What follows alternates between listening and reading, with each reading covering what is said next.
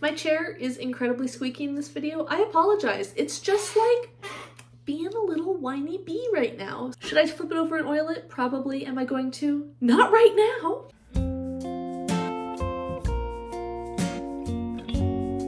Hi everyone, Rosie here. Welcome back to my channel. My second go at a weekly reads. Hopefully it'll go well. Thank you all so much for your positive reaction and all of your encouragement and support after last week's weekly reads life update video. It meant so much to me, and seriously, I cannot tell you how grateful I am for all of the kind words and love and support and just everything you sent my way. I don't have loads to talk about in this video because I haven't been reading loads. I just haven't really been in a great reading mood. My partner and I have been watching Taskmaster in the evening together, which is just so much fun and so joyful right now. That means I haven't been spending loads of time reading. That's okay. That's always okay. I did finish one book. I finished Girt by David Hunt. It's just all I've wanted. I don't know why, but what my brain seems to want in like books and YouTube videos and everything right now is just like snark and humor, but also realism. Realism is not the correct word for this, but telling it like it is ism. Girt was just absolutely what I wanted to be reading. So, I mean, that was good timing. For those of you who missed the last video, Girt is a humorous sort of history of Australia covering the latter part of the 19th century as Australia moves towards becoming Australia and not just a set of colonies. I have never been so engaged and so interested in the history of politics. Wow, he just tells it in a way that I'm like, I understand this. I actually follow what's happening, but also it's laugh out loud funny. Amazing. Absolutely fantastic. Another thing that Hunt does so well is not shying away from the negative and shameful parts of history. He talks a lot about how blatantly racist early Australian or pre-Australian, whatever you want to call it, politics were. How certain movements that were doing some really good things for like workers' rights and, you know, not letting workers just be exploited all the time were at the same time, and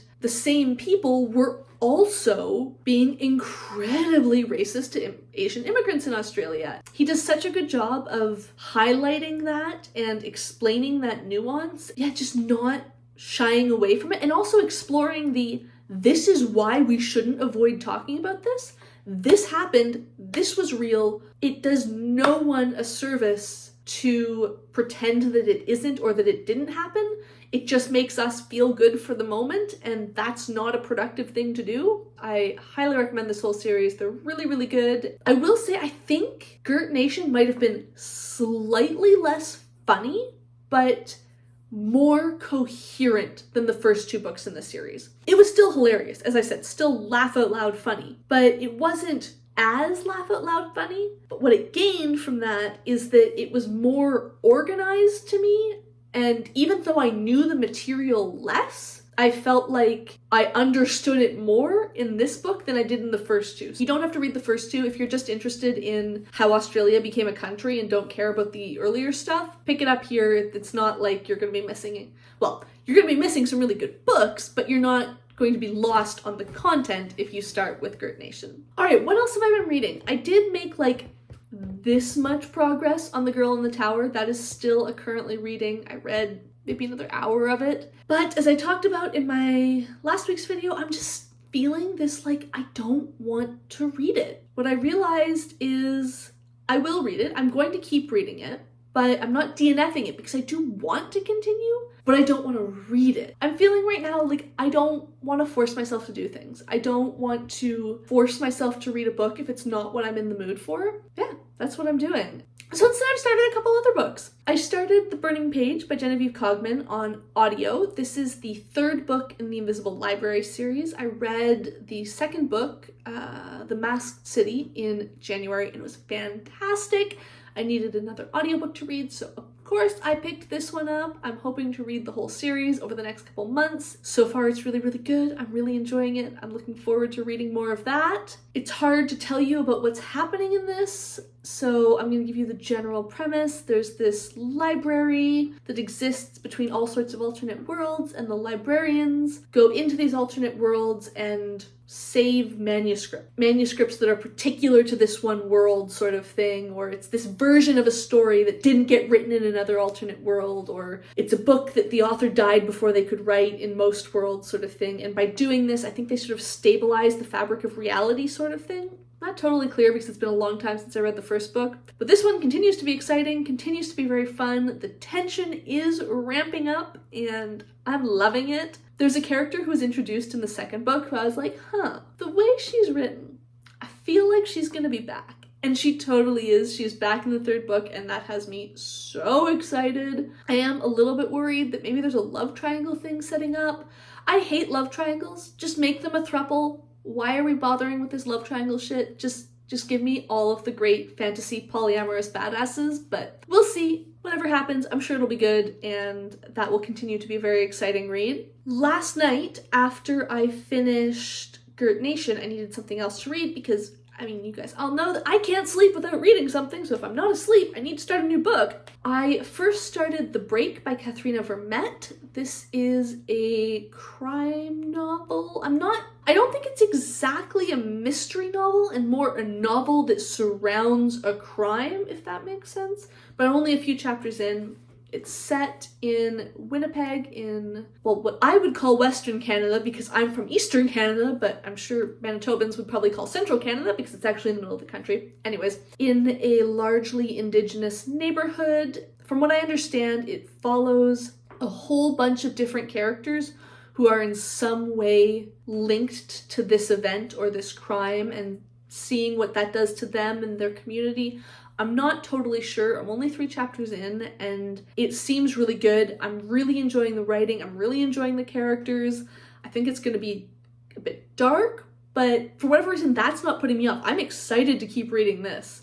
I think that's going to be great. And because that was a bit dark for like right before I fell asleep, I also picked up The Last Continent by Terry Pratchett last night. This is the next in my Discworld publication order reread, and I'm so excited. This is another Rincewind book. So one of the wizards, in the past, Rincewind hasn't been one of my favorite characters, but in this reread, I've been really enjoying him. Not a favorite still, but like I enjoy him much more now. And I'm just so excited because this time around, he's in Forax, which is the Discworld version of Australia. And I know I'm going to love this. I can tell it is going to be so much fun. So that's sort of my what I've been reading update. I do have one final thought that I want to share, and I don't have like notes or anything that I've prepared or planned out, but it's just something I was musing over last night. I feel like I need to do some reflection because I'm starting to feel like I am more likely to point out when books contain trigger warnings when they are by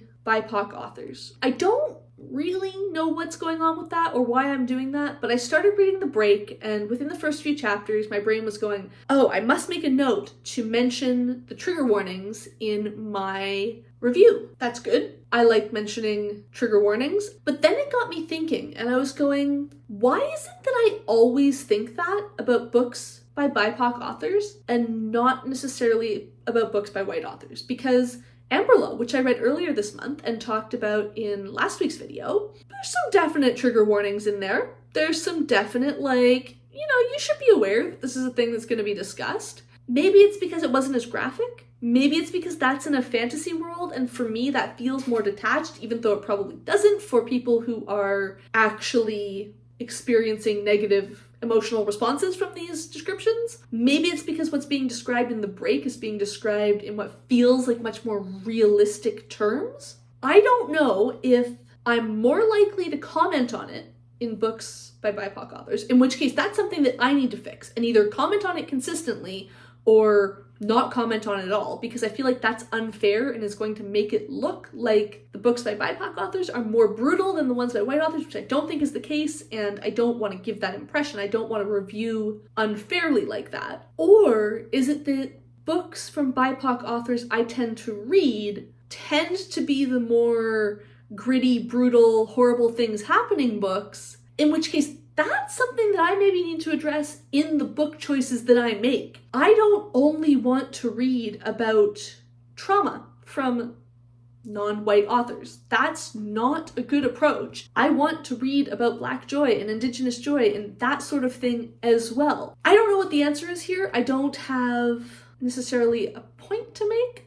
It's just something I'm thinking about and something I feel like I need to pay attention to. One thing I would like to hear from you guys is, do you like people to mention trigger warnings in reviews? Do you want me to mention that there are some likely trigger warnings and you should look into that before you read the book? Do you want me to tell you what they are? I'm open to your feedback on this. I don't know necessarily what the right approach is. I want to be more intentional with it, but I don't know what exactly that looks like. Let me know what you think down below, and let me know down below, what have you guys been reading this week? I'm really looking forward to hearing about it. And if you enjoyed this video, please give it a like down below. If you would like to see more of my videos, please hit subscribe, and thank you for watching.